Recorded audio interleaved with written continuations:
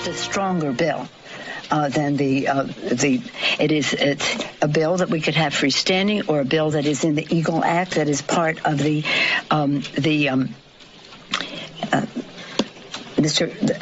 Foreign Affairs Committee. Mr. Kendrick Meeks, Gregory Meeks, Bill Kendrick. We're all very sad about losing Carrie Meek this week. So I referenced her son, but the Chairman Meeks' bill in the House. So we will have that. But you see, in a defense in a bill, whether it's in the whatever that thing's called that they have in the Senate, or in a DOD bill, the Senate does not have the right to have a revenue or an appropriations matter.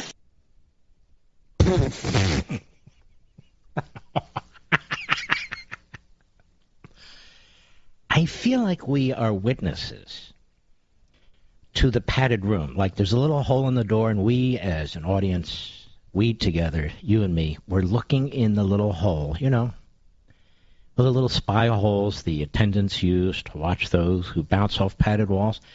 And there's Joe Biden in there, and there's Nancy Pelosi in there, and some others in there. What did she say? Now, this is the Speaker of the House. When you consider she is the Speaker of the House with all the power that involves, just think about something. Biden is there as president, or at least the putative president, followed by Kamala Harris, or at least the putative vice president, followed in line by the Speaker of the House, the putative Speaker, Nancy Eva Stretch Pelosi. Three of them. Now, among the three of them, they don't have an IQ over 7. So if Biden were to be removed or something happened, unfortunately, then we would have Harris. If the same happened to her, then we would have Pelosi. This is the greatest country on the face of the earth. Why do we do this to ourselves? The greatest country on the face of the earth, why do we do this to ourselves? And so, just for kicks, Hat Tip Western Journal, we're going to do this one more time, the final time this morning, this afternoon, this evening, today, whatever. I'm doing my Pelosi. But listen to this. Cut 15, go. It's the McGovern bill. It's a stronger bill than it's a bill that we could have freestanding, or a bill that is in the Eagle Act that is part of the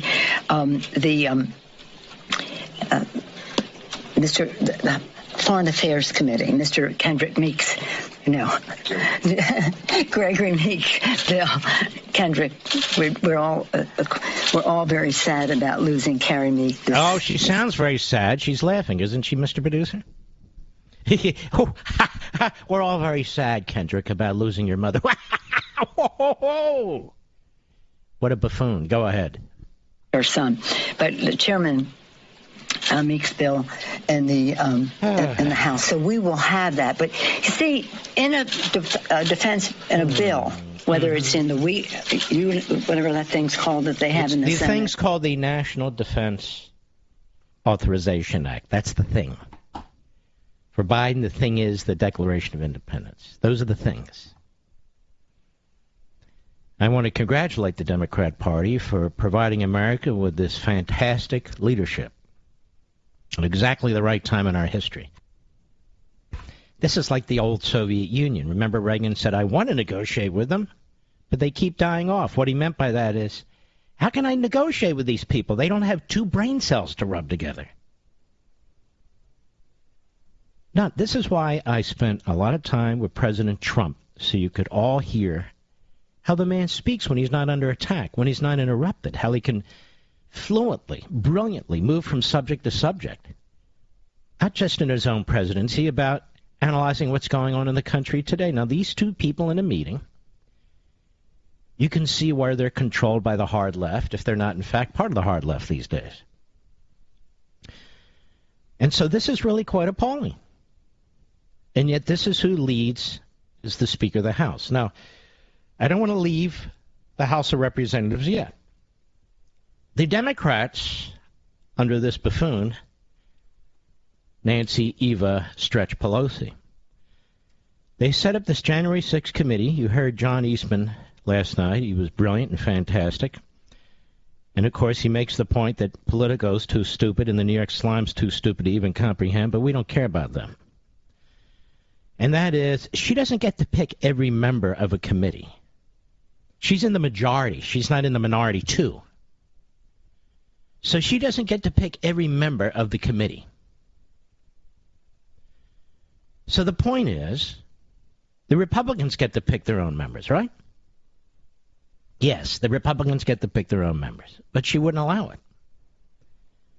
And now Pelosi is determining what Republicans can even sit on committees. You know, they already voted Representative Green off her committees, and now they want to vote Representative Boebert.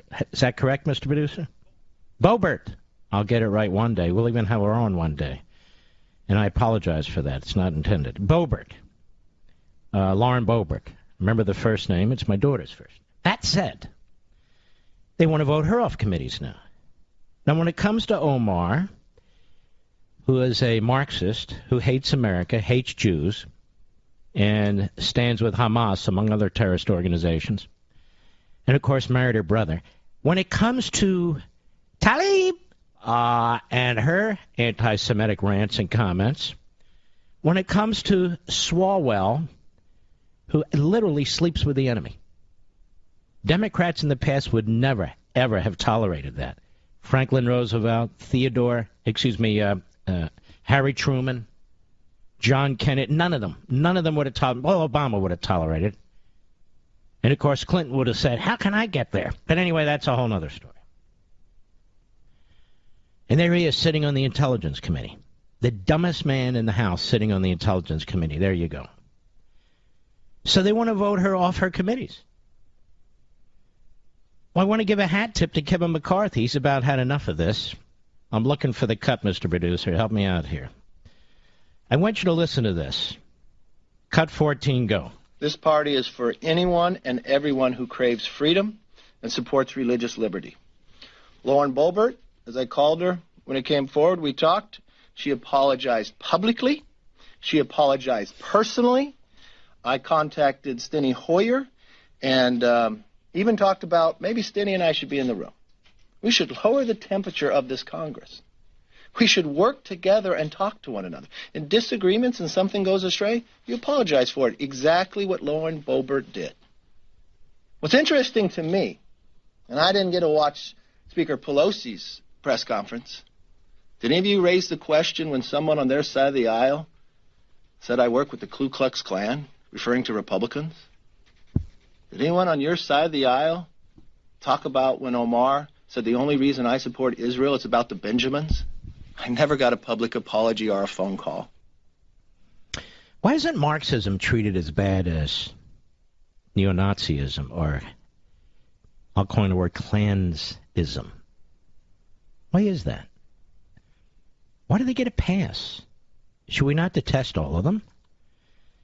And so I lied. Actually, I made a mistake. I said I wouldn't do this again, but since I just heard Kevin McCarthy say, Mr. Producer, he did not hear Nancy Pelosi's press conference. Didn't he say that? Well, here it is, Kevin. Go. It's the McGovern bill. It's a stronger bill than it's a bill that we could have freestanding, or a bill that is in the Eagle Act that is part of the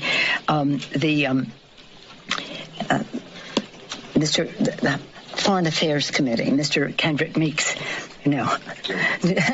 Gregory Meeks, Bill Kendrick. We're all very sad about losing Carrie Meek this week, so I referenced her son.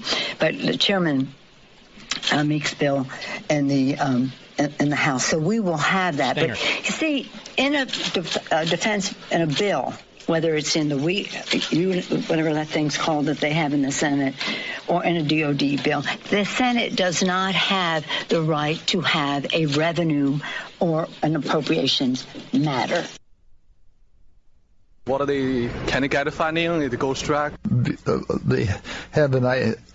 It costs they just gave them with the withdraw, bringing U.S. home troops from home, and the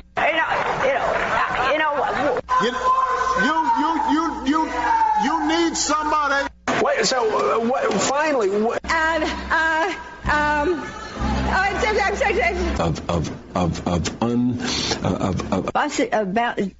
budget. But resist we much.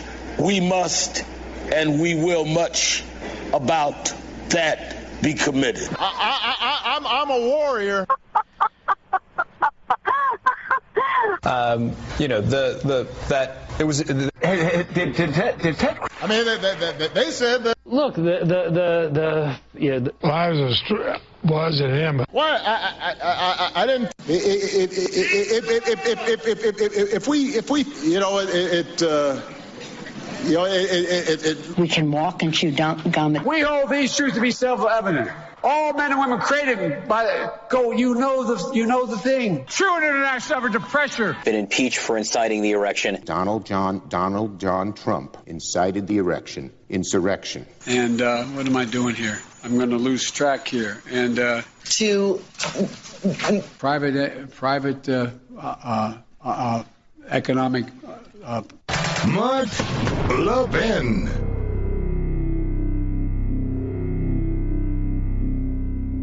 As we celebrate the Christmas season and reflect on our blessings, Hillsdale College thanks you for standing with them as they celebrate over 177 years of blessings. Since 1844, Hillsdale has provided the kind of education essential to preserving free government. And for decades, the college has advanced learning and liberty through a variety of outreach programs. Perhaps you receive Imprimis for free every month, or have taken one of Hillsdale's excellent free online courses, or have attended one of Hillsdale's free regional events. You know, Hillsdale refuses to take even 1 penny of government money. This independence allows Hillsdale to focus on promoting its core purposes, learning, character, faith, and freedom, without government interference. There's never been a greater need for the kind of classical liberal arts education that Hillsdale offers nationwide. So during this season of blessings, Hillsdale thanks you for your partnership. To learn more about Hillsdale College, visit levinforhillsdale.com. That's Levin for Hillsdale.com.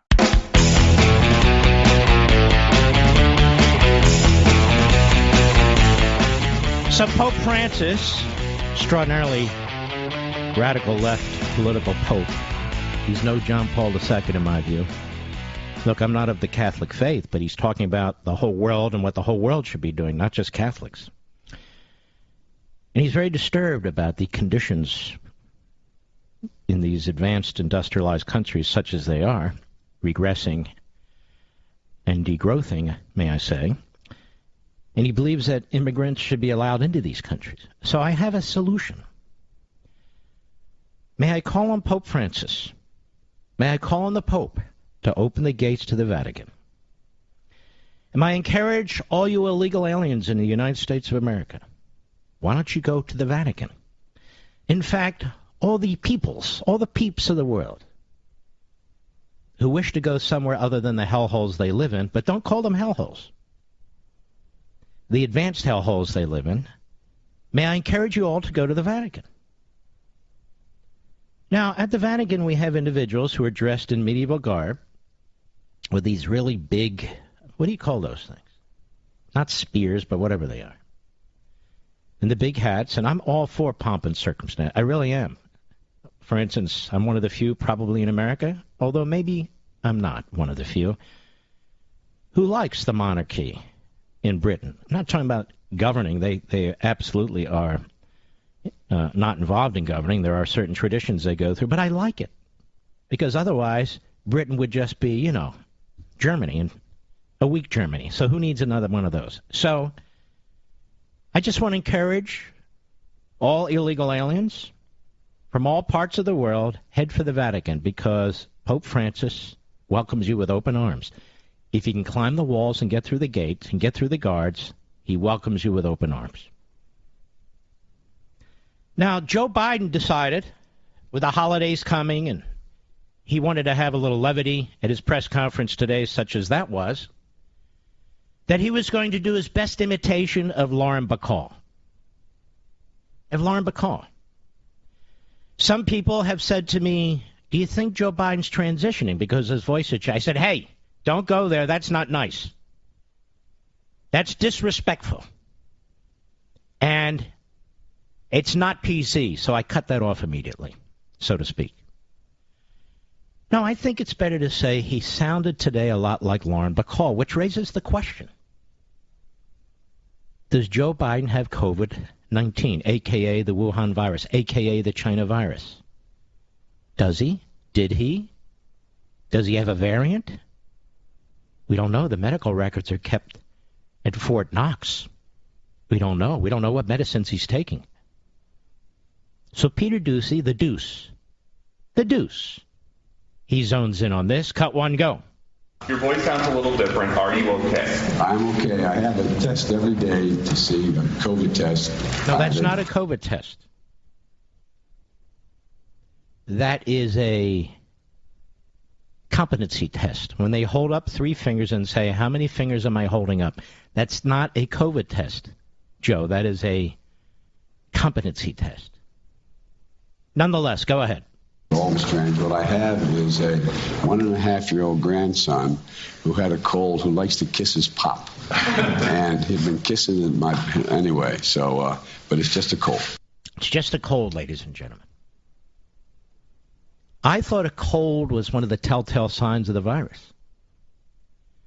I could have sworn I heard Fauci say today on Fox, I thought he said, if you start to sound a gravelly voice like Lauren Bacall, the late, great Lauren Bacall, then you better get tested.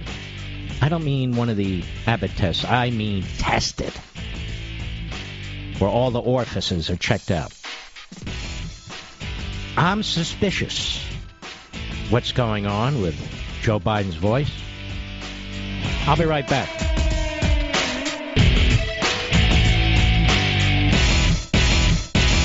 As we celebrate the Christmas season and reflect on our blessings, Hillsdale College thanks you for standing with them as they celebrate over 177 years of blessings. Since 1844, Hillsdale has provided the kind of education essential to preserving free government. And for decades, the college has advanced learning and liberty through a variety of outreach programs. Perhaps you receive Imprimis for free every month, or have taken one of Hillsdale's excellent free online courses, or have attended one of Hillsdale's free regional events. You know, Hillsdale refuses to take even 1 penny of government money. This independence allows Hillsdale to focus on promoting its core purposes, learning, character, faith, and freedom, without government interference. There's never been a greater need for the kind of classical liberal arts education that Hillsdale offers nationwide. So during this season of blessings, Hillsdale thanks you for your partnership. To learn more about Hillsdale College, visit levinforhillsdale.com. That's Levin for Hillsdale.com. Mark Levin, tough as hell. That's why I like Mark Levin. And I'm not sure a lot of people like him. He's tough as hell. But I like him. I love him. Call in now. 877-381-3811. You know, ladies and gentlemen, I've touched on this before, but let me underscore the point on this Friday. Our corporations, not all, but so many, are the most unpatriotic, un-American corporations in American history. I'll even broaden it. Businesses. We have massive hedge funds that have invested wildly in communist China.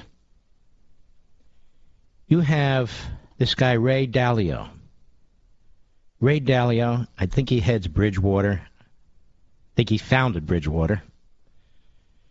He defends their massive investments in communist China. He's a multi-billionaire. You have, of course, virtually every sporting league in America, but for the Women's Tennis Association. You have our major networks. Many of their personnel have taken junkets to China, indoctrination trips. You have NBC, hence Comcast, MSNBC, and their ilk, who are taking an enormous amount of money by paying China an enormous amount of money to exclusive broadcasting rights to the communist Chinese slave Olympics. Call it the slave Olympics because there's about 2 million Uyghurs in concentration camps. And isn't it amazing that this American Jew speaks out more for the Uyghurs than CARE? Isn't that amazing? CARE spends more time condemning Israel, condemning Israel's survival, hence the Jews, than it does condemning the communist Chinese who are slaughtering, enslaving, torturing, raping Muslims. The nature of Marxism, that's the way it works, I suppose. If I'm wrong about that, somebody from CARE, please call in and by all means correct me. We'd love to hear from you. We'd love to have a discussion with you. So we have the most unpatriotic, the most un-American corporations this nation's ever seen. Businesses. All walks of life, all geographies, all backgrounds. Run by Republicans, run by Democrats, run by eunuchs, whatever. Whatever. They hate Donald Trump and his supporters. They hate the Republican Party. They hate capitalism more than they hate mass murders. Now, we know this in the case of the Democrat Party because the Democrat Party had an opportunity to vote for a bill that would sanction businesses that did business with China if those products were made by slave labor. The Democrats opposed it. Now, why would you oppose that? Why would you oppose that? Pretty amazing. They have in their Build Back doofus bill all kinds of subsidies to unions. And if you're non-union, you don't get these subsidies.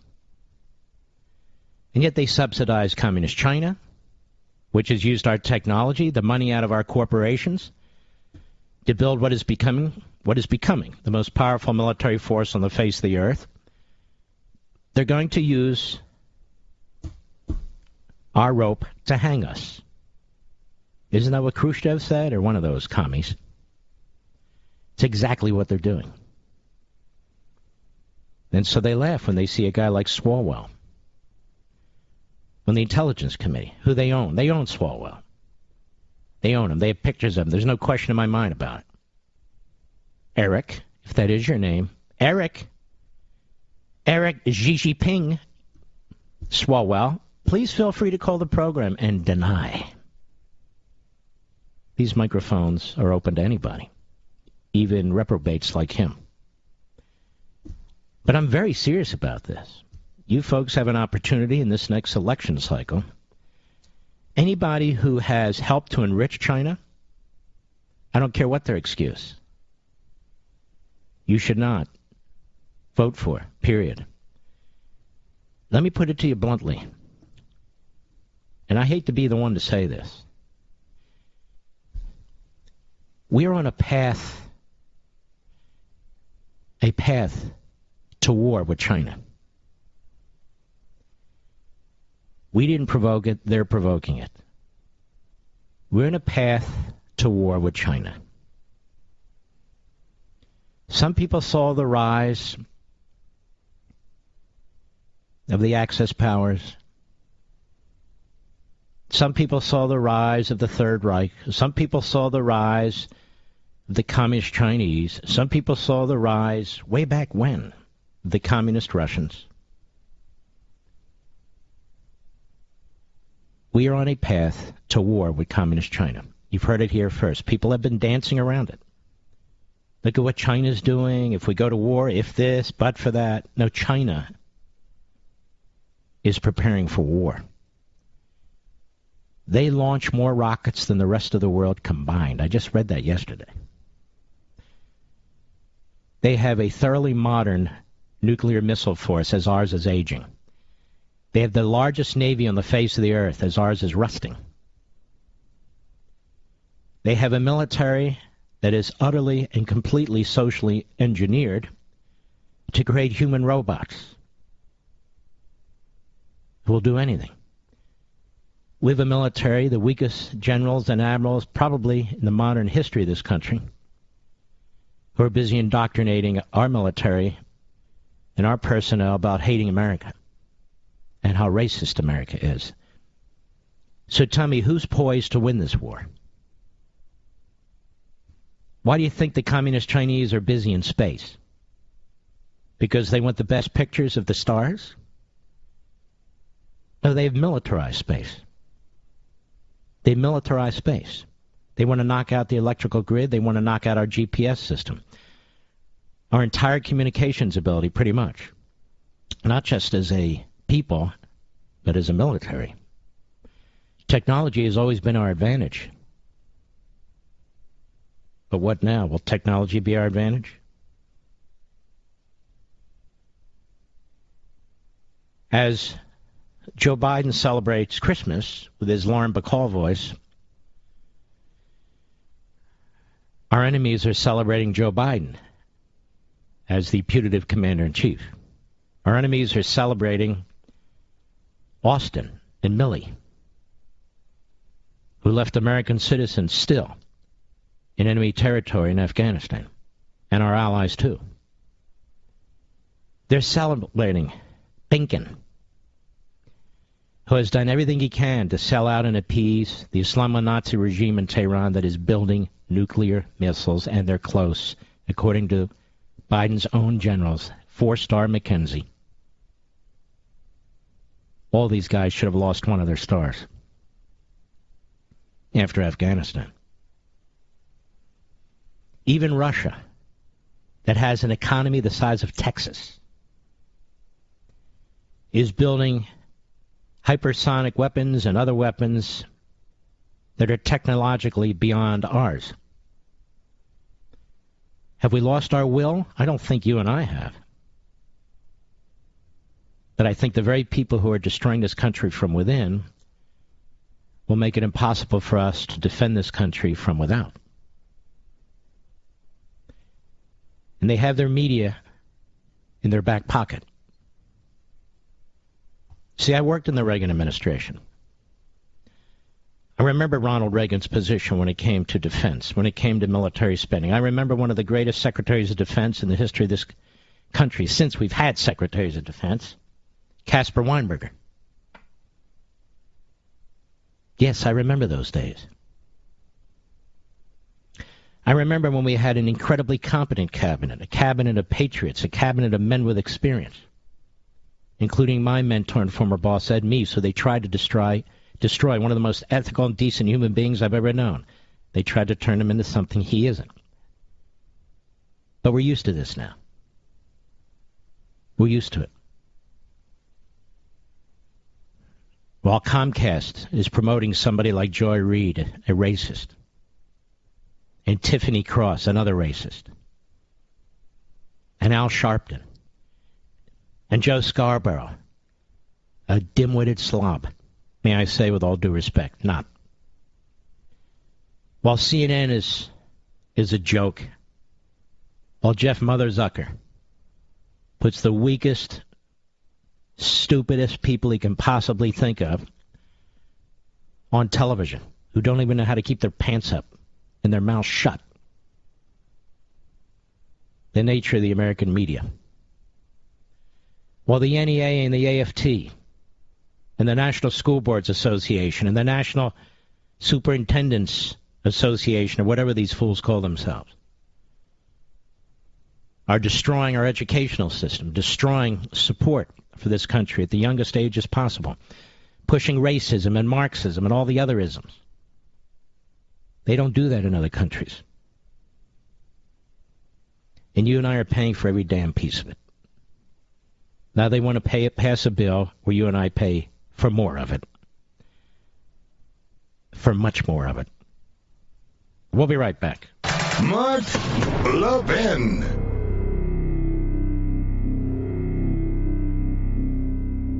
As we celebrate the Christmas season and reflect on our blessings, Hillsdale College thanks you for standing with them as they celebrate over 177 years of blessings. Since 1844, Hillsdale has provided the kind of education essential to preserving free government. And for decades, the college has advanced learning and liberty through a variety of outreach programs. Perhaps you receive Imprimis for free every month, or have taken one of Hillsdale's excellent free online courses, or have attended one of Hillsdale's free regional events. You know, Hillsdale refuses to take even 1 penny of government money. This independence allows Hillsdale to focus on promoting its core purposes, learning, character, faith, and freedom, without government interference. There's never been a greater need for the kind of classical liberal arts education that Hillsdale offers nationwide. So during this season of blessings, Hillsdale thanks you for your partnership. To learn more about Hillsdale College, visit levinforhillsdale.com. That's Levin for Hillsdale.com.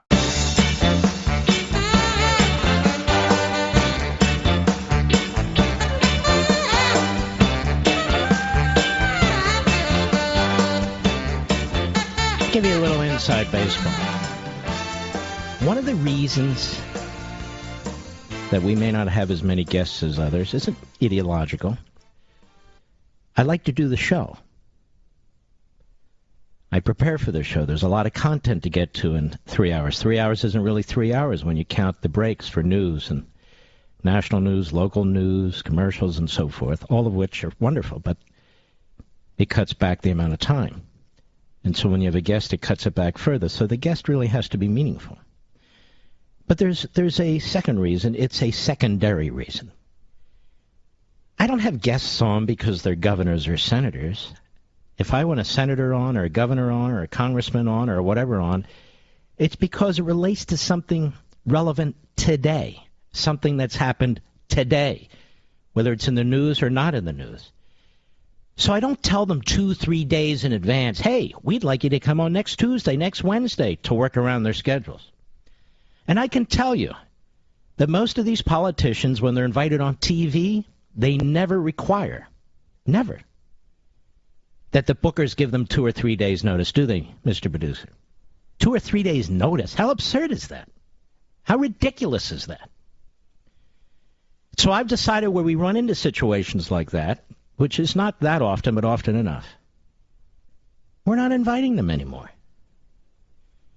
If they want to come on, they can ask us. Because I'm not going to drag down the relevance of this program.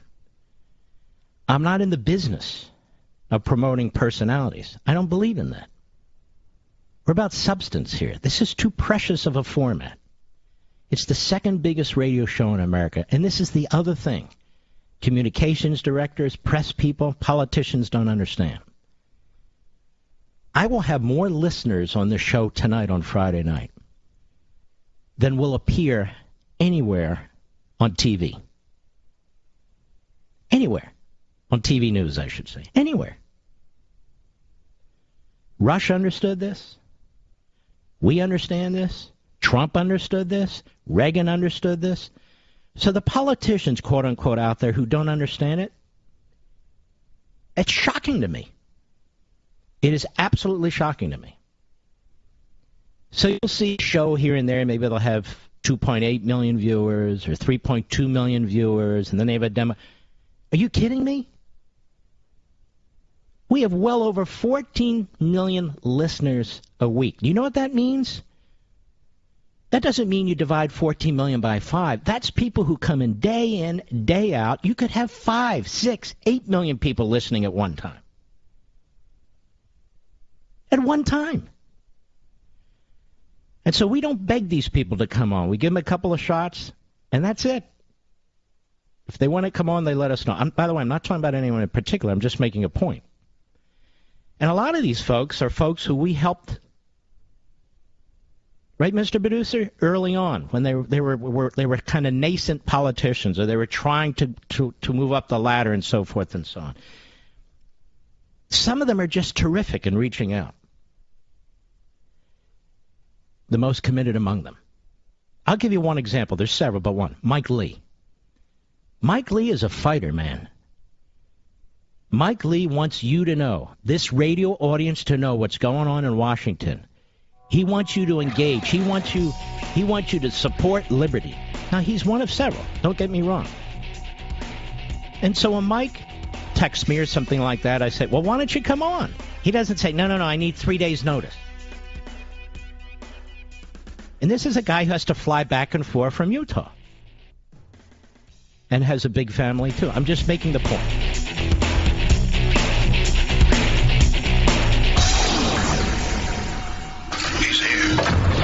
He's here. Now, broadcasting from the underground command post, deep in the bowels of a hidden bunker, somewhere under the brick and steel of a nondescript building, we've once again made contact with our leader, Mark Levin. Hello, America. Mark Levin here. Our number, 877-381-3811. 877-381-3811. You know, for all the talk about all the police tactics, I don't mean good blue line police, but the police state tactics that Biden talks about. We're going to do this, we're going to do that. He doesn't do anything effective. He doesn't do anything substantive on the science. What are they going to do on the science? What are they going to develop? First of all, when it comes to this latest, the Macron virus, I know it's the Omicron, the Macron virus, or the variant. When it comes to that, all right, let's do it this way. I want you to listen very, very carefully when people talk about this, particularly the so-called news operations, but also the left. I want you to listen very, very carefully when Biden, Fauci, and the others talk about it all weekend long. Very carefully. You know what they're going to talk about? Are they going to talk about hospitalizations when it comes to the Macron variant? No. Are they going to talk about deaths? No. They're going to talk about cases. Cases. If the cases are not leading to severe medical conditions, to hospitalization, to ventilators, if the cases are not leading to death, then why are we worked up about it? Now, I say this as somebody who's vaccinated, who got the booster, who wears a mask. I wear a Nancy Pelosi mask, to be honest with you, Mr. Producer. I do. It scares the hell out of everybody. Even the virus. No, it's true. Anyway, that's like saying to me, you ready, Media Matters? You ready, Mediaite? If, as the South Africans say, and 7 other nations in Africa, black nations in Africa, who are appalled by what Joe Biden, the longtime former segregationist, is doing, and the Democrat Party that supported slavery, segregation, and Jim Crow, the Democrat Party that wouldn't vote against slavery and genocide in communist China just the other day, that party. My point is this. They're only going to talk about cases. They're only going to talk about cases. Look at this. We're now at 6. We have 6 cases. For all I know, there's 6,000 cases. That's only 6 cases they've identified. Lots of people will walk around with this. They'll think it's a mild flu, or they'll walk around like Joe Biden, shuffle around like Joe Biden, talking like Lauren Bacall and think something's happened. Maybe their pants are too tight. I don't know. But notice they're not saying the Macron variant is deadly. They're either saying it is extremely mild, quote unquote, from the South African expert doctor who actually practices, severely mild, or just mild. And so they're all ready with all their mandates. They're all ready. And so you should ask, how many people have been hospitalized as a result of this? How many people have died as a result of this? Whether in Africa, in these 8 countries that have been targeted, because clearly Joe Biden is a racist. Clearly Joe Biden's a bigot. Clearly Joe Biden hates black people. Now, this is what they did to Trump for months and months and months. Clearly he hates Asians. Clearly because he wants a wall, he hates Hispanics, and on and on and on. Well, you know what? I'm sick of only them being able to do that. And so here, what's good for the goose is good for the Marxist. And so we have this issue. And so we have this Macron variant. And so you're going to hear them talk about cases, the number of cases. We're concerned about the number of cases. Well, tell me, how many cases of hemorrhoids are there in this country? Mr. Producer, you're the sort of the quasi-expert on this. He doesn't know. Here I rely on him. He doesn't know. Okay, but it matters just as much.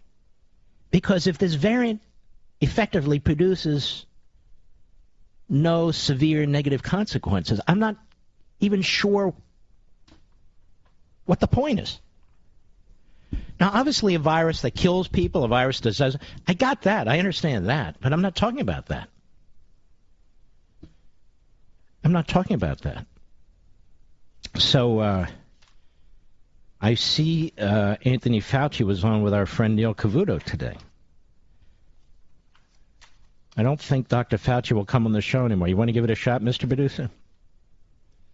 I just want to ask him in a very polite and professional way only about the Omicron variant. That's all. That would be my entire... Last time they wrote us a very terse one sentence, didn't they? I think it started with the word, no! No, we can't do that. No. What about yes? Now, Sam Stein apparently is at Politico. Never heard of him before, neither have I. He was on with the Morning Schmo. Ever watched that show? No. As a matter of fact, I should have pulled those ratings numbers out. It's hysterically embarrassing. They have, as the scientists say, extremely mild ratings. Why do people go on with the Morning Schmo?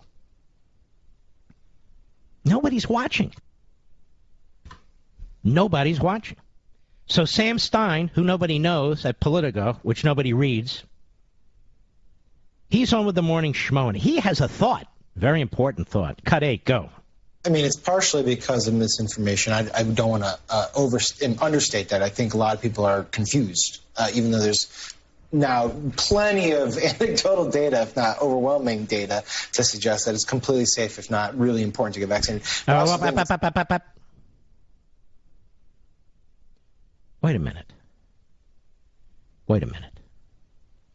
It is completely safe. Now, we know for some people it's not safe in the least. We know for some people it is a religious objection. And we know for some people they don't need it because they have natural immunity, which every scientist who doesn't work for the federal government, every scientist who isn't on the federal payroll, every scientist that doesn't work for this administration will tell you is more effective than any of the vaccines. The Israelis have said so. The New England Journal of Medicine has collected the various surveys around the world. They say so. It's not me. So this is the kind of very stupid people that a very stupid person, the Morning Schmo, brings on his show. These are political reporters. These are political people. These are political hacks interpreting science for you and then laughing at themselves as they go along. Go ahead. That vaccinations have become a token of a political identity, right? Yeah. I mean, like, to go unvaccinated is to prove your conservative bona fides. Well, that's now, hold on a second. A significant percentage of the population of people of color, particularly blacks, and particularly in the cities, are among the unvaccinated. Are they conservatives? Are they proving their conservative bona fides? Are they Trump supporters? No. They're Democrats, and they're Biden supporters. They support the Democrat Party. Just look how they lie, even about the politics. It's all about politics with these guys. Maybe Sam Stein should be asked real questions like, how do you account for the fact that Florida is number 1 and Texas is number 4 in terms of their success in controlling the coronavirus? Right now as I speak. And that California is among the worst, and so are so many of the North Korean-style blue states. How does he account for that science and data? Don't ask him. Speaking of which, so we have Brzezinski of the famous Brzezinski family. Her dad used to work for Jimmy Carter. The most preposterous president until Joe Biden, may I say. Go ahead. Push around misinformation. Right. You see, it's Fox and Talk Radio and Newsmax and OAN pushing around all the false information, like Russia collusion and stuff like that. Or that a baby in the womb isn't a baby. What does the science say about that? Huh, Sam? Can I call you Sam, Sammy? What do they say about that? Is it a baby or is it a choice, Sam? What did the sonogram show? Chopped liver or a human being, Sam? Come on, Sam. How about you, Brzezinski? How many Z's? 3, 4, 8? I don't know. I'm just curious. Pushing misinformation and disinformation. That's what you clowns do every damn day. Every damn day. Very simple question, Sammy. And Brzezinski. Mika. Is there natural immunity or not? Yes or no? Are there people who have serious substantive religious issues with this? Yes or no? Are there people with maladies who can't do this? Yes or no? Let me ask another question. If you're all vaccinated, and I assume you are, and I don't mean rabies, Sammy. If you're all vaccinated, why do you care? Because if the vaccine works, it doesn't matter if the person next to you is vaccinated or not. What's the problem, Sammy, at Politico?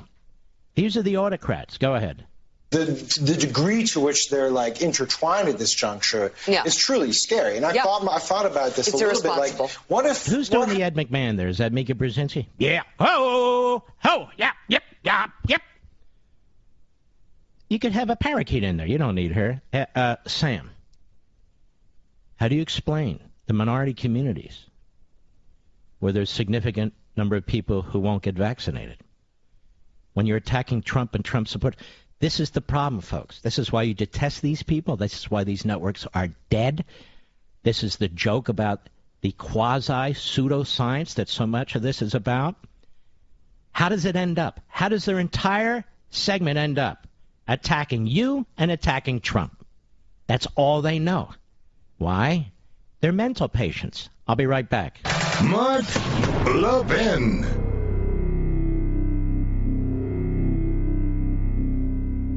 Over 2,000 of you, my listeners, made the switch from overpriced wireless carriers to Pure Talk over the past few months. We want the rest of you to join us and to see what we're talking about. If you're with AT&T and Verizon or T-Mobile, your family could save over $800 a year just by switching to Pure Talk. You get great coverage, you can keep your phone and your number, and you'll save a fortune. Pure Talk is the top-rated wireless company by Consumer Affairs, with the absolute best consumer service team based right here in America. Does that sound good? Well, it gets better. Right now, get unlimited talk, text, and 6 gigs of data, just $30 a month. And if you go over on data, they don't charge you for it. They don't care. Go to puretalkusa.com and enter promo code Levin Podcast. Again, puretalkusa.com, promo code Levin, Levin Podcast. And when you do, you'll save 50% off your first month. That's puretalkusa.com, promo code Levin Podcast. Pure Talk USA, simply smarter wireless.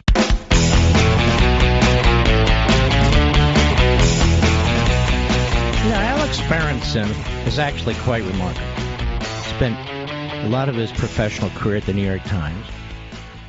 And now in many respects, he's off on his own, hated by so many people who live and work at the New York Times. And Alex, by the way, don't worry about that. They covered up the Holocaust for about 6 years. But I'm just pointing that out to you. Now, Alex is a smart guy, looks at the data, looks at the research. He does what a governor is supposed to do. He does what decision makers are supposed to do. And he gives us the information.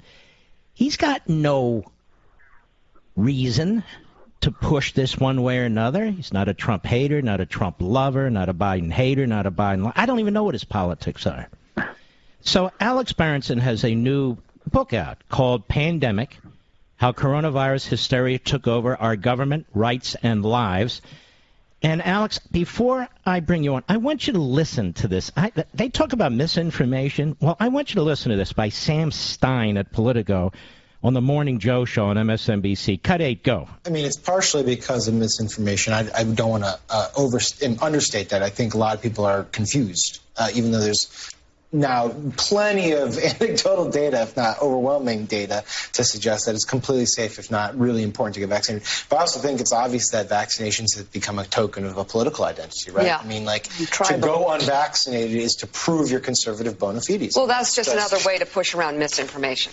Right. I think that's true. But the degree to which they're, like, intertwined at this juncture is truly scary. And I thought about this a little bit. Like, what if Trump were in office right now and pushing vaccinations? But please tell me. Would we be in a much better place? I think so, actually. Now, Alex Berenson, is there even a syllable of science and substance in this discussion? It's all politics, and it always ends with Trump. Yes. So for completely safe, what planet is he living in? Okay, even the FDA and CDC have acknowledged that these vaccines can cause myocarditis, which is potentially very serious heart inflammation in healthy young men.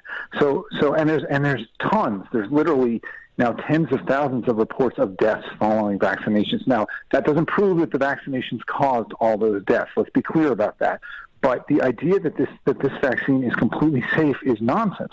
I do agree with him in one way, actually, though, which is if Trump were president and Trump were pushing these vaccines, the news media would be doing a much better job questioning their safety. Yeah. And before I was kicked off Twitter, somebody said to me, if Trump were still president, CNN's feed would look like Alex Berenson.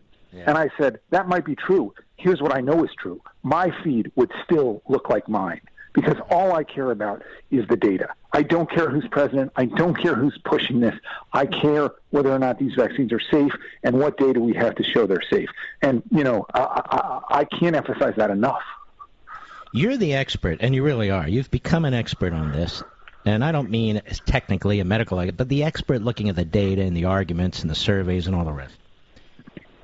For months, I tried to find on the CDC website the number of people who have natural immunity, the antibodies, and I couldn't find it. Isn't that a big deal? It's a very big deal. And you're absolutely correct. You can't find it. For even, listen, Europeans are doing a lot of things worse than we are right now, but they are at least acknowledging the existence of natural immunity, which for some reason our political and scientific establishment won't do.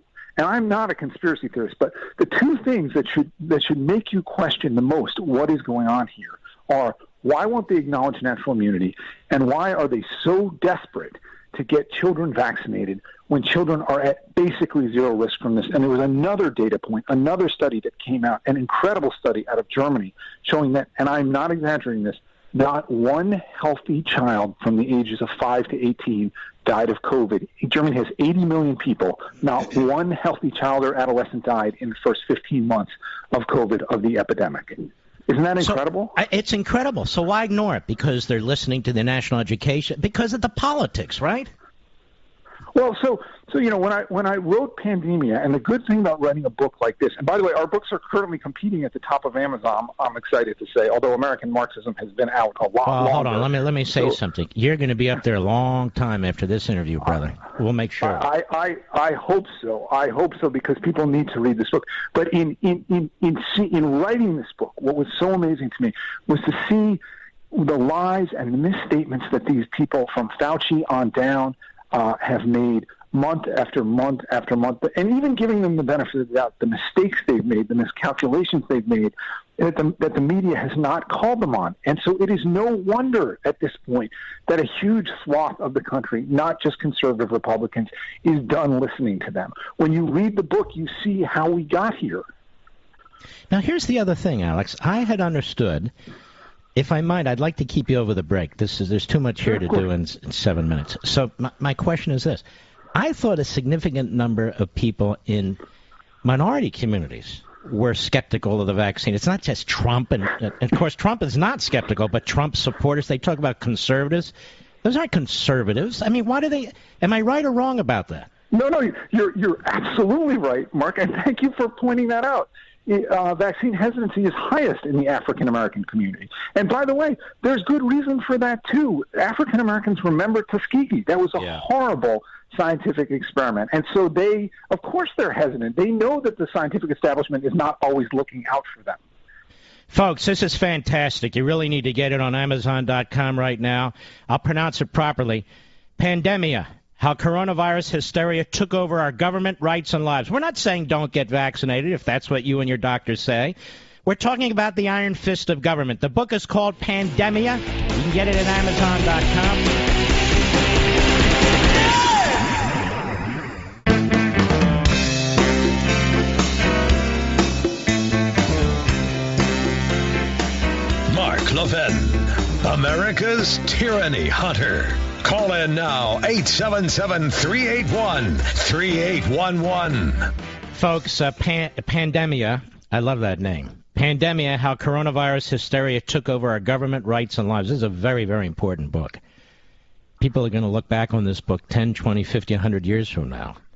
And it's by Alex Berenson, one of the few people who can write something like this because he's got very thick skin. He's coming under attack from former colleagues and others. And this is what they do. They try to pigeonhole you. Oh, you must be a kook, and they don't want to get the information. Alex, I want to ask you about Omicron. Now, what the hell is this? All I keep hearing about are the number of, we have 1 case, we got 6 cases. I notice they don't talk about hospitalizations. They don't talk about deaths. I notice they blocked off 8 African nations. They came forward, South Africa. They, wait a minute. Unlike China, we told you what we have. It is, to quote them, extremely mild. What's going on now? Well, I mean, I think there's there's a slight possibility there's a real danger here. But the much greater likelihood is that this is just a desperate effort to explain away vaccine failure and to try to get people to take boosters, okay? And once again, you're seeing the media act in concert rather than ask hard questions, right? Why this variant? Why now? Instead, the New York Times and everywhere else is on the same page. All the social media companies are on the same page. They're trying to promote hysteria. They're trying to scare people into taking boosters, because clearly in the United States, vaccine uptake has basically stopped. And a lot of people who did take the first 2 shots don't want to get boosters, totally reasonably, because they thought in the spring that if they got their shots, this would end, and it clearly hasn't ended. And so, it's very hard for me not to be incredibly cynical about this variant. And how do these scientists who look at data, they say, and these media outlets that are obviously trying to get to the truth, how do they explain Florida versus California? I mean, they were trash, and let's keep out of the politics, that's fine, but Florida's like a free country. I mean, people are walking around. I see people walking around here. California, it's like North Korea. Everybody's in a hovel. They're afraid to move, and the churches are being... How do you explain the two and the 2 results? Well, first of all, let's be clear. Florida had a lot of deaths over the summer, right? So all you heard about was Florida over the summer. But now that things are better, it's like it doesn't exist, right? This is what they do. They highlight, a portion of the facts that they want to highlight, and once things get inconvenient and negative, they forget to talk about it anymore. And I've been kicked off Twitter, okay, and it's stunning to me that I've been kicked off Twitter essentially for being right, okay, essentially for asking questions about the vaccines that people don't want to answer. And I'm not talking about strange conspiracy theories like they're going to magnetize you. I'm talking about, here's what the data says. Why aren't we talking about the potential risks of a booster instead of just saying, oh, it's going to increase your antibodies? Well, that's true, but we don't know what the long-term impact of that might be. And that got me kicked off Twitter. And, I'm fortunate. I got this book out, Regnery, which is a conservative publisher, published Pandemia. And, and I have a Substack. I have an account that, that people can go to and read my writing directly. They can read Unreported Truth directly. But I am banned from Twitter, which is arguably the most important journalistic medium of our time, and I don't understand this. Let me give you a little bit of confidence here in this respect. I quit Twitter a year and a half ago. I quit Facebook a year and a half ago. They're not in my lives. They kept giving me scarlet letters. All I'm doing is linking to real stories, talking about them. I don't know who these people are behind the curtain, but I'll be damned if I'm going to be treated like a third grader and get my hands slapped all the time by invisible people. So I told my audience, get the hell out of here. I'm out of here. And I'm going to tell you something, Alex. You're successful in spite of them. You're read and listened to in spite of them. There's new media. There's new platforms. They're blooming every day. There's this form and so forth. And I first of all, I should apologize to you. I haven't had you on enough. But that said, we'll correct that. Folks, you ought to get this book. It is a great book. Pandemia, how coronavirus hysteria took over our government. Now, how did it take over the government? Well, how did it take over the government? I mean, have you noticed that? I mean, first of all, in the U.S., we don't actually know how bad it is in Europe and in Australia and in New Zealand. In those countries, they really are sliding into a kind of medical fascism. There are videos out of these internment camps in Australia which are stunning. But it took over our government because Donald Trump didn't say to Tony Fauci, I am in charge. You are not in charge. I am the president of the United States. I will make the decisions. And fundamentally, that was the mistake at the beginning. And the analogy I always use is Robert Oppenheimer was a brilliant scientist, but he didn't decide to drop the atomic bomb. Harry Truman did. Science is a tool for policymakers, and that was forgotten a year and a half ago, and it remains forgotten. And we need to change that. That's what the book is about. That's what Pandemia is about. It's about all these mistakes that we made that we have not corrected. And let me add this to you. We have genius scientists and practicing doctors. You know, it's interesting, the head of the science, whatever they call it over there, in South Africa actually practices medicine every day. Fauci hasn't practiced medicine in like 50 years. All that said, we have people out of Stanford, out of Yale. We have people out of Oxford, out of the Rockefeller College. We have really, really smart people who study these things, this area. This is their expertise. They teach it. They write books about it. They write scholarly papers. They write for medical magazines all over the world and so forth and so on. They're ignored. It's like they don't exist. Shouldn't Fauci bring them in? And the answer is no, he's not going to, because they might disagree with him, right?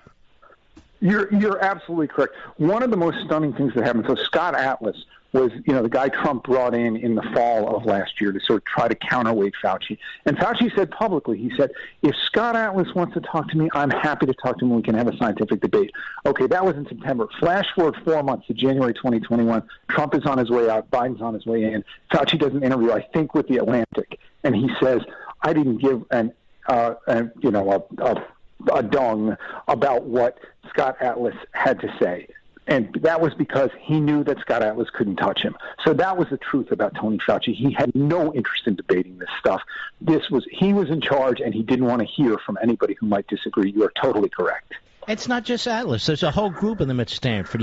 You have Dr. Reich, who's a genius in many respects, is well regarded all over the world. Chiraya. Yeah, absolutely. But what's amazing is that Scott Atlas was inside the government advising the president, and Tony Fauci didn't care. How does a guy hang on for this long? The bureaucracy is vicious. It's brutal. There's a lot of people who want to move up the ladder. I worked in the Reagan administration for 8 years. I saw it with my own 2 eyes. How does a bureaucrat, he's a bureaucrat, how does a bureaucrat hang on for 4 decades in this major position? It's amazing to me. Is it not? Well, he's not. Okay, let's be clear. He's not dumb. And he's very smart politically, and he was also very, very smart about something. If you were a reporter for the New York Times or the Los Angeles Times, the New Yorker, or wherever, I'm talking about both during the HIV crisis and after, and you called Tony Fauci, he'd call you back. He'd be your best friend. He'd do your interview, and he was charming. And so he understood the importance of the media. He understood the importance of having friends on both sides of the aisle. He fooled a lot of people for a long time. Extremely political. Rich, what was the name of the gentleman I interviewed on Fox who was the editor of the science section of the New York Times for so many years? Do you remember his name? Oh, Nicholas Wade. Let's get his Nicholas Wade. Alex, I had Nicholas Wade on my Fox show, and he was one of the ones that went about gain and function, and he said, look, I can't say conclusively, but the better argument certainly came out of the lab. There's absolutely not a scintilla evidence it came from a mammal or anything else. And he goes into this, and he wrote this long, long piece. Yep. And I had him on. Yep. It was in May. The guy's intellectually honest, and it's like he was ignored by the New York Times. Yeah, where he worked for many years. But look, here's the thing. I think the gain of function stuff, and I think Fauci's lies and misstatements about that have shown some people what he really is and who he really is. And so I do think, and I go into this in the book, that's been very important. I mean, at this point, I don't even think most people think there's an argument. Everybody thinks that this was a lab accident at this point. And the real question is why Fauci didn't acknowledge that early on and why he tried to steer people away from questioning it. But that is just yet another of the misstatements that we've seen over the last 2 years that have totally crippled confidence in public health. And as one of the things I don't really go into it in pandemia, but for them to fix this, they need to be honest about the mistakes and honest about what they didn't know and what they got wrong. And that would be a start to getting people's confidence back. But they're not willing to do it. That will take a new group of experts and doctors and scientists who replace some of these people, which is very, very tough to do in the Washington bureaucracy. The book is Pandemia. Pandemia, how coronavirus hysteria took over our government, rights, and lives. I want to strongly encourage you. Go to Amazon.com. You can pick it up tonight. You'll get it tomorrow. It's very, very well priced, and it is loaded with important information. Alex, thank you, my friend. This is very, very important. I appreciate it. Mark, it's a great pleasure. Have a great night. You too. Have a good weekend. This is a damn good book. Oh, look, I'm vaccinated. I got the booster. Oh, it's a booster. Like you're 4 years old. You need a booster chair? But I got the booster. I've gotten everything. That doesn't mean you have to. What do I say? You can be pro-vaccine without being pro-tyranny. Firing people, ignoring natural immunity, ignoring religious exceptions, ignoring other medical maladies. Moreover, you're going to get rid of police when the murder rate is through the roof? What about that public health issue? We have people being killed willy-nilly. Like the media don't even report on it unless there's some racial aspect to it. It's absolutely disgusting. I'll be right back. Mark Levin.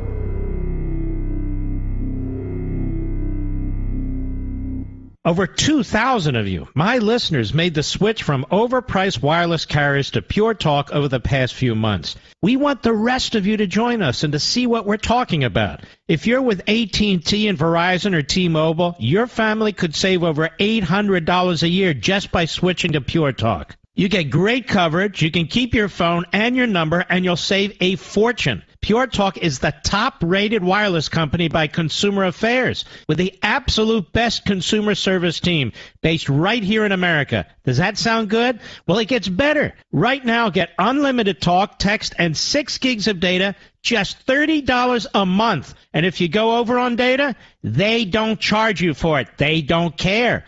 Go to puretalkusa.com and enter promo code Levin Podcast. Again, puretalkusa.com, promo code Levin, Levin Podcast. And when you do, you'll save 50% off your first month. That's puretalkusa.com, promo code Levin Podcast. Pure Talk USA, simply smarter wireless.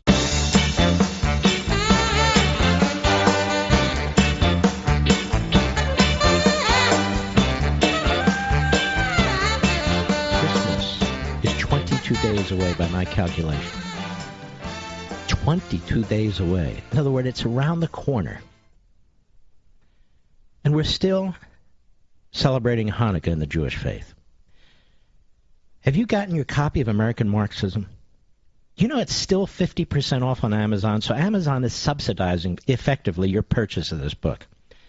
And it turns out if you're a Prime member at Amazon, you get a coupon for another $1.25. So for you, American Marxism is $12.75. Now, it's not like Chris Christie's book, that's $3, and Amazon's paying you to take it because, it's filling a warehouse.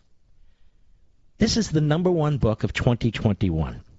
I know my colleagues in this broadcasting business are not going to tell you that. I know my brothers and sisters on TV are not going to tell you that. I know the enemy, the New York Slimes, the Washington Compost, and the other deviants and reprobates are not going to tell you that. So I'll tell you that. If I don't tell you that, you're not going to know. It's the #1 book in 2021. I'm waiting for all the awards, Mr. Producer. National Book Award, National this award, National that. I haven't heard of any. And, by the way, no bulk sales. Except you. Patriots, the American people. We did this, you did this, without Twitter, without Facebook, without Meet the Depressed, without This Week with the little fella, and without Deface the Nation. We did it without any major newspaper doing an honest review, even a dishonest review. We did it without the networks.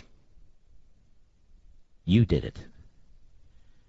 We want to spread the word, one more big push this holiday season. And oddly enough, Jeff Bezos' Amazon makes it possible with this massive discount. Isn't that amazing? They make it possible with this massive discount. And by the way, maybe this weekend you're shopping. I cannot thank our retailers enough. And they have been slashing the price, too. They want to move as much as they can. This is their big season. I want to thank Barnes & Noble and Walmart and Target. I want to thank Sam's Club and BJ's. I want to thank Books A Million and all the other retailers, the independents who are out there with American Marxism, not hiding it in the back shelf and so forth. I want to thank them as well. This makes a difference. The way I view it, every book in the hand of a family member or friend, a father, a mother, a grandmother, a grandfather, a child, grandchild, or just somebody down the street is a potential convert or somebody who you will be able to reinforce their views, who can assist us. Now's the time. They make it possible for us to do this. Please, please get your copies as quickly as possible. When we come back, Joe Biden is celebrating a disastrous economy. And they want you to believe that they've turned things around. And I'm thinking to myself, turn things around? From what?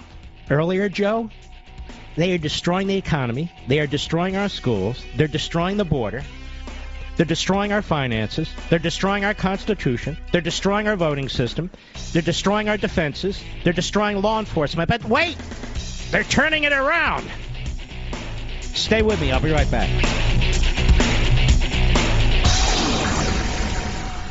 Ladies and gentlemen, this final hour of the podcast is sponsored exclusively by AMAC, the Association of Mature American Citizens. Now over 2 million conservative members strong, AMAC believes in and stands up for the values that we care about: faith, family, and freedom. Thank you for listening, and please support AMAC. And you can become a member at amac.us/join.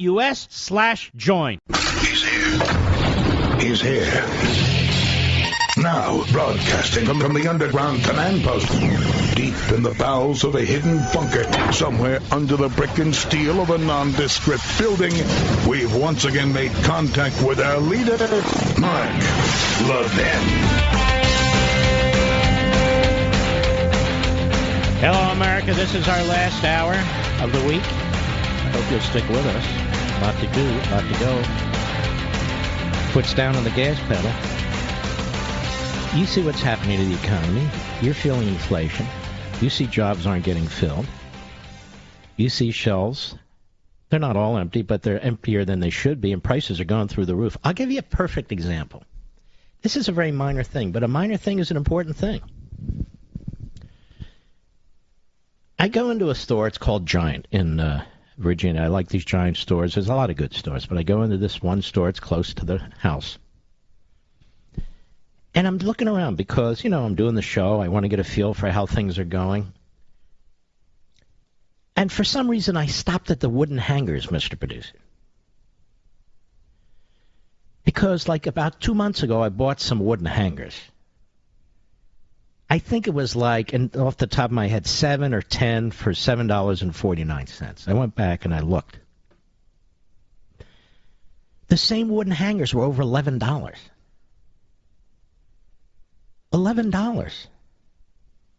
You see the price of meat. You see the price, those of you who go to fast food and drive through, you see that it's not cheap anymore. A couple of months ago, I went to Taco Bell. They said, order whatever you want, but nothing with beef, because we don't have any beef. In the United States of America, Joe Biden has several answers for this. Big beef is out to screw you. Big hanger is out to get you. The private sector is holding back because they really don't want to make money and sell stuff. Like oil. There's the war on oil, the war on fossil fuels, but it's the oil companies that want to produce stuff, right? It's the oil companies, small, independent, large, multinational, whatever, all of them. What did they do? Under Trump's policies, America was energy independent. It's not only important for the economy, it's important for national security. Russia was choking because Trump shut off their pipeline. China's always choking on its own coal. We're in a perfect place. Now, everything is turned upside down. Russia's got plenty of oil. It's selling it on the open market. Iran, because of what Biden's done there, is selling 500 million barrels of crude to communist China every day. And Iran was on its knees. Now we're on our knees. You lose good old American jobs, including union jobs, but non-union too. Men and women who work hard, they just don't happen to work in Washington, D.C. or the suburbs, so they'd be protected because, oh my God, we're going to have a government shutdown. And by the way, they never shut it down, did they? McConnell and the Republics kept it open and sold out yet again. McConnell is a disaster. He's a disgrace. We've lost more liberty with him as the head of the Republicans in the Senate than any other time of my lifetime. And he's the longest-serving Republican leader. Why? Can he speak? No. Do he has any kind of ability to communicate with the American people? No. He's a hack. He's a hatchet man. He's a disgrace. And I've been saying this for years, just like his buddy, Let's Smoke a Few Boehner. But you see the economy. This is a massive economy that should be really rolling now. It was rolling as we were pulling out of the pandemic under Trump. So they're reversing. Look, you can't attack capitalism. You can't attack the private sector and expect growth and production. You can't subsidize non-work and expect people to go to work. And this bill they want to push through with the 50-50 in the Senate and a few creeps in the House, it's a massive effort at changing our economic system, changing our governing system, and changing our psychology as a nation. As a nation.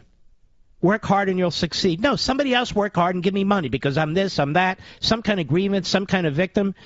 And, these people are like 28 years old. I want what's coming to me. What are you talking about? But the lies, the outright lies about the economy, you're experiencing it. You're living it. You know what I'm talking about. The lies that come out of this White House are unbelievable and then regurgitated and burped up by his media. Cut 9 today. Go. This year, we can reflect on an extraordinary bit of progress. Our economy is markedly stronger than it was a year ago. Clearly not the case. We were energy independent. We had no serious inflation. The record number of jobs that were being recreated. I felt like it was morning in America again under Trump. You could see people were acting like we're free again. We can live again. Go ahead. Today, the incredible news that our unemployment rate has fallen to 4.2%. Our unemployment rate fell to 4.2% from 4.5%. What does that mean?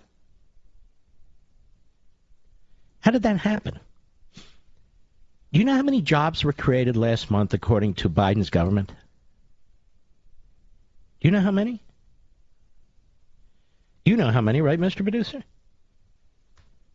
210,000. Now, I like to play this game. Divide that by 50 states. So it's about 4,000 people a state. Think about that.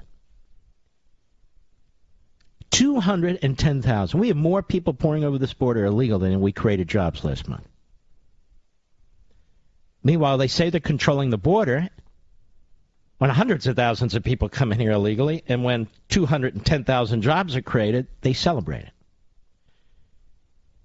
Now, those jobs were created by the private sector, but the private sector is shackled. The private sector has an anchor around its neck.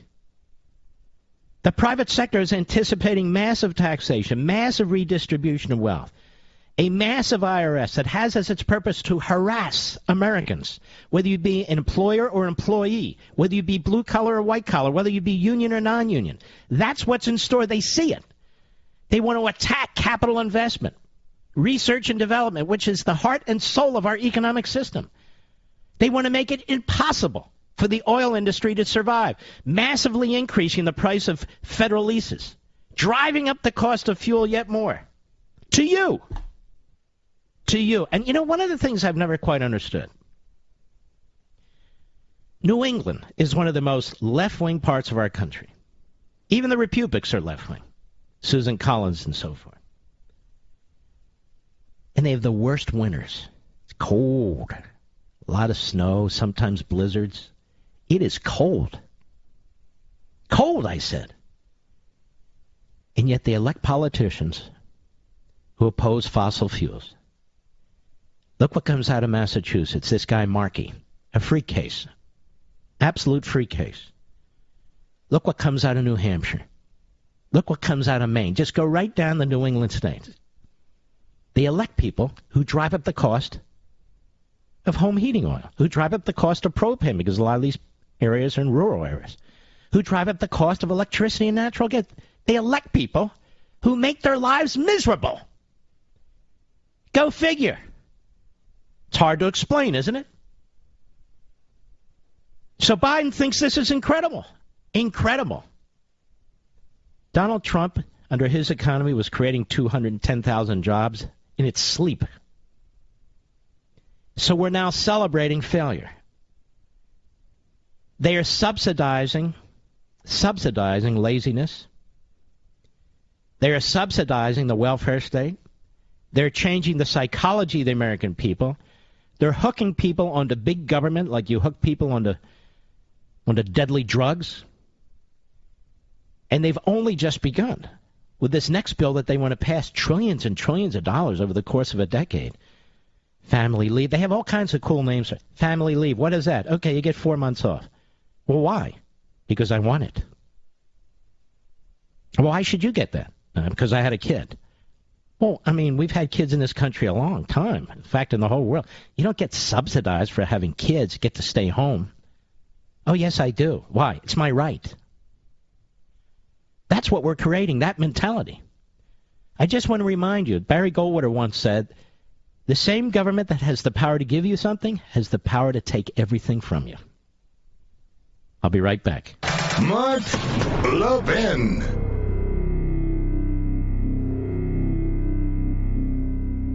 AMAC, the Association of Mature American Citizens, is one of the fastest growing organizations in America. Now over 2 million conservative members strong, and I'm one of them. AMAC believes in and stands up for the values that we constitutional conservatives care about. More than talk, AMAC fights. A full-time presence in Washington, AMAC pushes back against reckless spending, disasters like Medicare for All, and the expanding reach of the federal government. And beyond advocacy, joining AMAC gives you access to a wealth of benefits and discounts, including special member-only rates on car insurance, travel discounts, cell phone plans, and a hell of a lot more. And if that's not enough, you'll get AMAC's bi-monthly magazine, full of insightful articles on issues that matter to most of us, we conservatives. As I said, I'm an AMAC member, and you should be too. Join today at amac.us. That's AMAC.us. Stop supporting the liberal agenda that the other 50-plus organization has been pushing for. Join AMAC instead. AMAC.us.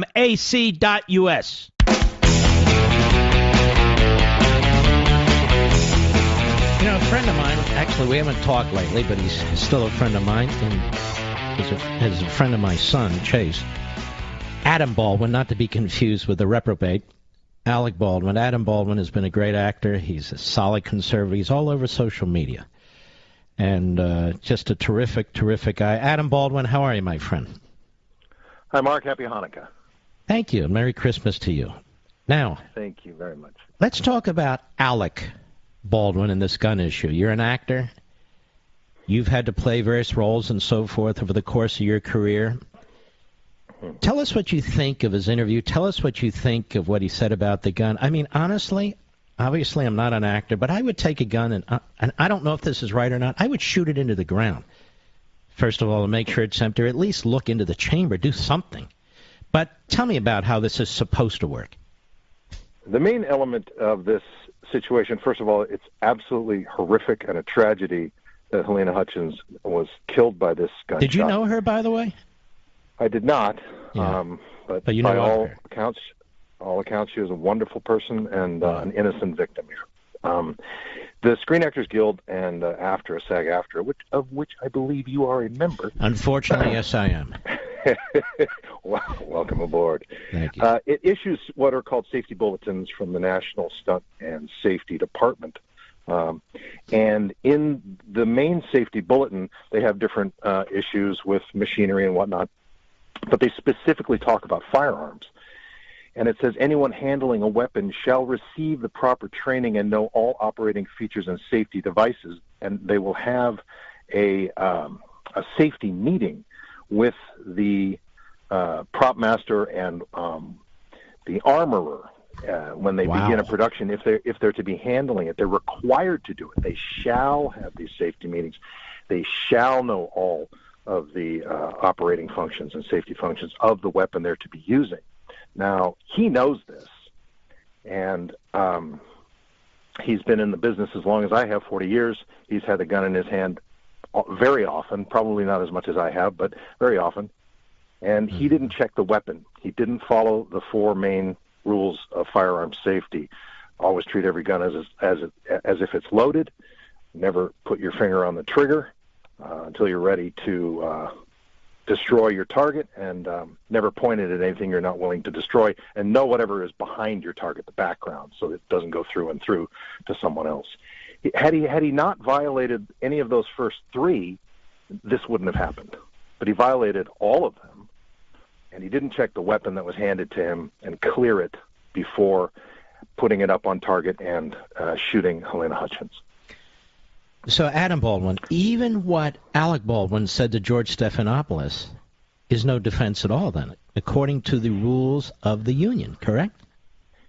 It's worse than that. He literally confessed, albeit unwittingly, he confessed to dropping the hammer with its firing pin down upon the primer in the back of the cartridge that holds the bullet. He admitted and confessed to George Stephanopoulos that he dropped the hammer on that cartridge, sending that bullet down the barrel towards his target. And what is this? For 45 minutes or so, he thought she fainted. There'd be blood. There would be screaming. There would be witnesses. That doesn't make any sense either, does it? No, he was confused and all over the place. Obviously, what supersedes this is New Mexico state law, as any state law would. In the safety bulletin from SAG-AFTRA, it states that all state laws supersede or trump, if you will, the safety protocols and regulations. But in this one specific New Mexico criminal law, it says involuntary manslaughter involves a killing that occurs while the defendant is engaging in a lawful but dangerous activity without exercising due caution and circumspection. So he didn't intend to kill her or shoot her. Right. It wasn't with malice aforethought. It wasn't murder, but this was, by New Mexico criminal law, involuntary manslaughter. And his answer is somebody gave... And he admitted to it. Yeah. He admitted to it. Yeah. And he says somebody gave me a gun with a live round. And what you're saying is that fine, and that ought to be pursued, and we ought to find out who did that, because they've obviously violated state law, let alone the union requirements. But that doesn't help when it comes to Alec Baldwin, who had independent responsibilities, you're saying. That's right. He's required to know all the safety protocols of the specific weapon in his hand. He's required to be trained in doing that. And if he has any questions, he admitted to being trained to George Stephanopoulos by the armorer. And if that training session wasn't to his satisfaction, because, again, the context isn't he's just this young guy with a gun in his hand for the first time. He's done it dozens and dozens and dozens of times over decades in the business. So the context is, well, okay, I'm not quite familiar with this weapon. Let's work on it a little more. He didn't do that. So he's like, no, I got it. I'm good. That's negligence. That's negligence. This looks like a lawyer's paradise, you know. Now, George Stephanopoulos, I have to admit I didn't watch this interview. George Stephanopoulos, do you know if he made any reference to the SAG rules? You know, I wondered about that myself. Obviously, he has a crack investigative staff. He's the head of a major news organization, the news department there on television. He certainly has a staff that could have picked it up for him. He may not have done his due diligence, but it's readily available on New Mexico's law sites, and it's readily available at SAG and AFTRA's websites. They could have easily gotten it. He may have wanted to steer clear of that for legal reasons, not getting into the legalese of it.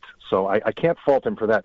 What he did do was he allowed Alec to become comfortable in the interview enough to the point where he literally confessed to dropping the hammer on the round on national television.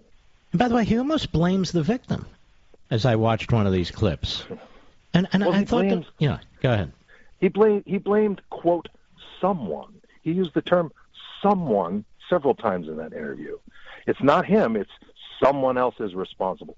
Someone, when I was younger, told me that you're never supposed to check the weapon yourself, that the actor's never supposed to do that. And I got to tell you, Mark, one of the most outrageous things was when this first happened, this armorer, who I don't know, the armorer profession is a great profession. Many law enforcement, former law enforcement, active duty law enforcement and part-time, and former military act as armorers on these sets. They're qualified with weapons of all kinds, from all levels, automatic all the way down to the simplest revolver. They dragged her through the media mud. There was a fast reaction PR firm that was trying to protect his butt, and they dragged her through the mud, pointing all the fingers at her when he was the one that pulled the trigger. Now, it reminded me of when Carville said, you dragged Dallas through the trailer park, you want to pick up some whatever trash it is. Monica Lewinsky, this armorer, and it's disgusting. And yet, he meets with her husband in what is said to be, maybe it's planted in the media, how would we know, a very, very tearful meeting. This family, this husband's without a wife, and she has a young son who's now without a mother. Adam, can you hang around for one more segment? Yes, sir. Happy to. All right. Adam Baldwin, the good Baldwin. No, he's not related to Alec. I'll be right back.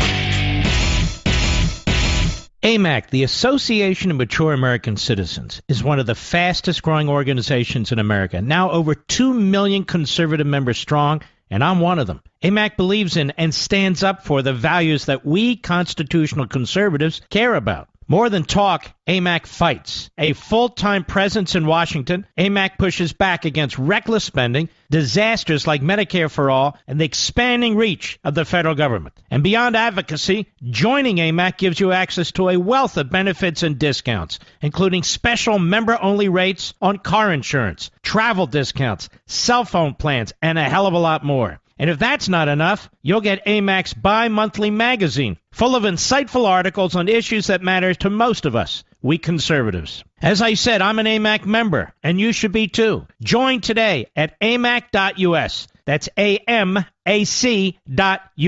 Stop supporting the liberal agenda that the other 50-plus organization has been pushing for. Join AMAC instead. AMAC.us.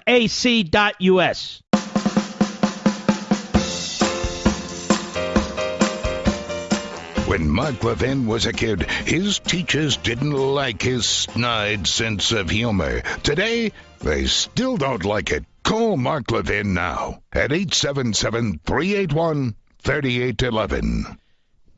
I'm looking at a news article here in the last few hours, Adam Baldwin, titled, titled something like Celebrities Rally Around Alec Baldwin. Not all celebrities.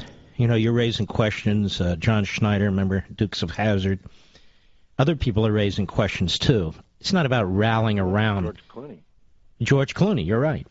Yeah. It's not about rallying around Alec Baldwin. The way the media treat this, we have a deceased individual who was shot on a set by another individual who didn't follow protocol. Right. What do you make of the rallying around Alec Baldwin and the politics of that? Well, you wrote American Marxism. I'm looking forward to reading that, sir. And I'm sure you're familiar with the term Partenost, the old Soviet term party first.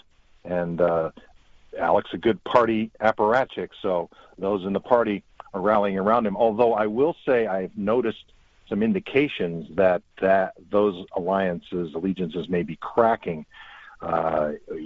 He didn't do himself any favors by invoking the names of Steven Spielberg and Tom Cruise And Meryl Streep in his interview as sort of a sympathetic, woe is me, I don't get to be in big movies with famous, wonderful actors anymore.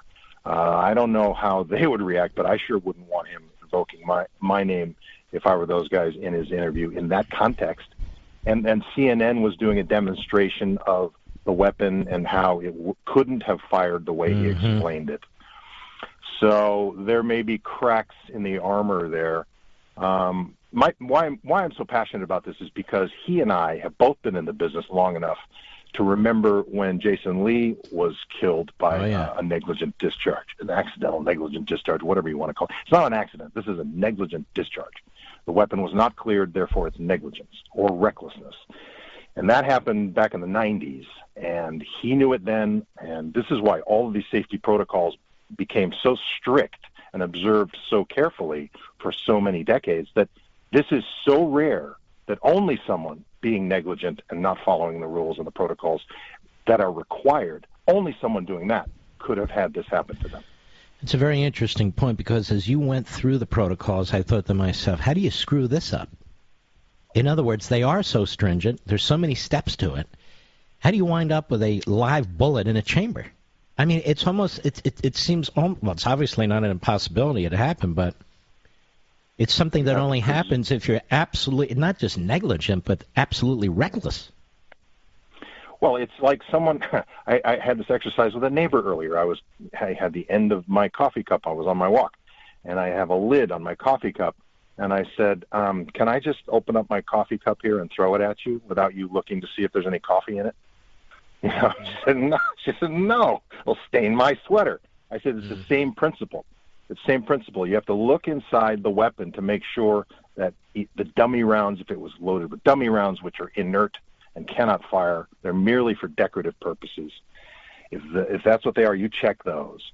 If it's clear and empty, great. You show the people you're aiming it at. The weapon, it was a rehearsal, for crying out loud, and he was aiming it at crew members off camera. And he was surrounded by crew members. So this is absolute 100% negligence. How the actual live round got on the property, I don't know. That's a separate issue. The main issue begins when he dropped the hammer. He aimed and dropped the hammer on that weapon. That's the crime. That's the main crime. Everything else is secondary. I would ask you to put your legal hat on and say, what the hell are his lawyers thinking when he goes out and does this interview? Basically, I don't know why, because I guess they think it's they're going to influence a jury or something, but it's a very reckless strategy. And not only that, I guess the strategy is going to be to blame somebody else, but the prosecutors will have to keep bringing it back to the point that you mentioned. Here's the other thing. I don't remember who it was. I wish I did. I'd give them full credit. Somebody said, ask Alex Baldwin if he were to put a gun to his head, would he just pull the trigger, or would he look in the barrel and make sure there's no bullet in there? I think that's a pretty damn good question, don't you? Sure, absolutely. And pointing it at someone else is just as bad. Killing yourself, killing someone else, they're just as bad. It's all right, let me ask you this. That this happened. Yeah. Let me ask you this. You're a terrific actor. You have a big following. There's a lot of us who think you're absolutely magnificent. Do you think your political views have had an effect on your career as well? Probably with some people, but you know, here's the thing about Hollywood. It reflects America as a whole. When you think of all the rank and file people working in the business, I'm not talking about the union bosses. I'm not talking about the heads of departments. I'm talking about the grunts on the ground. The people that get their paycheck on Friday or Saturday or Thursday or Friday, look at it and see all those taxes taken up. Where are those taxes going? They wonder. I'm working 50, 60, 70, sometimes 80 hours a week, and I'm taking home less money than I would if I worked 40 or 50 hours a week slinging hash at a local eatery. So, but they love the business, and they're salt of the earth, and they just want to be left alone, Mark. They want government out of their lives. They want busybodies out of their lives. They want to be free. But we don't hear from these people. We only hear from the others. Because again, the left is totalitarian. They will cut you off at your knees. The right is not, because they'll listen to an argument, and if they think it's ridiculous, they'll argue it, and then eventually just laugh at you. It's like, that's stupid. I'm not even going to worry about you. Just get back to work. Mm-hmm. So the right is way more tolerant than the left. Yeah, we're not out to crush people who disagree with us unless they're out to crush us. You're like a social media warrior and a social media wise man, I think. I'm not a big social media guy, but I notice this from time to time. Well, you quit Twitter, so Damn right. I'm one of the last few outposts there that hasn't been banned. I think I'm shadow banned and throttled back a little bit, but when they kick me off, they kick me off. All right, my brother. Thank you very much. My best to your entire family, Amy and everybody else, and take care of yourself. Merry Christmas to you. Thank you. You too. Say a prayer for the Hutchins. Yes, God bless. You be well. The great WABC, Diane in WHAM, I'm sorry. Diane in New York, the great WHAM. How are you? Oh, Mark. Oh, fantastic. Just getting through to you. You are my man. I would like to make a comment about this Alec Baldwin situation. Yes. Okay? How many movies has this man been in where he has handled guns? Mm-hmm. One that comes to my mind is The Hunt for Red October. I remember that movie, one of my favorite. Yes. Yes. You would be the man to physically be able to visualize.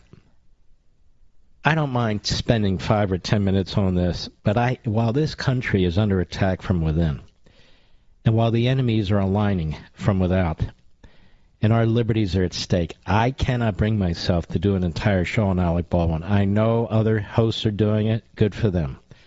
I had just never been that way, whether it's radio, TV, or anything else. Yes. Here's the question. On Gunsmoke, Cheyenne, or the High Chaparral, have there ever been any accidents? The answer this is no. a tremendous point you're raising. A tremendous point. Clint Walker was a friend of ours, friend of mine, friend of the show. They're in real serious movies, right? The Dirty Dozen, you're right. Cheyenne, you have Gunsmoke that went on for over 20 years. Bonanza, the Virginian, the Rifleman, nobody gets killed that we're aware of.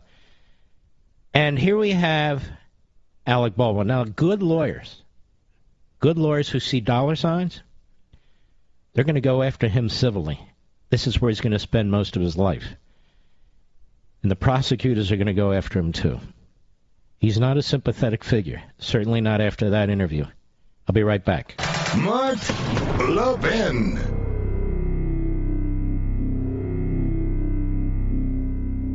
AMAC, the Association of Mature American Citizens, is one of the fastest growing organizations in America, now over 2 million conservative members strong, and I'm one of them. AMAC believes in and stands up for the values that we constitutional conservatives care about. More than talk, AMAC fights. A full-time presence in Washington, AMAC pushes back against reckless spending, disasters like Medicare for All, and the expanding reach of the federal government. And beyond advocacy, joining AMAC gives you access to a wealth of benefits and discounts, including special member-only rates on car insurance, travel discounts, cell phone plans, and a hell of a lot more. And if that's not enough, you'll get AMAC's bi-monthly magazine, full of insightful articles on issues that matter to most of us, we conservatives. As I said, I'm an AMAC member, and you should be too. Join today at amac.us. That's AMAC.us.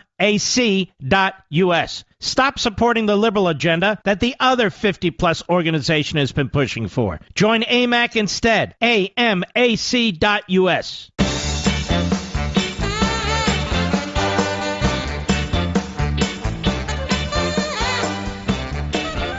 The sad thing is Alec Baldwin has some really good movies and really good TV shows.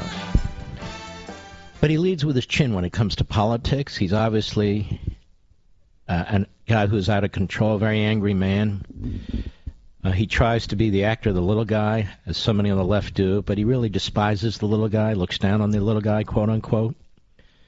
Remember the parking disputes he gets into and something? If you're a rational human being, if you're a public figure, you don't do stuff like that. Now, I'm no Alec Baldwin, and I'm not that famous, but I don't do stuff like that. Why would I?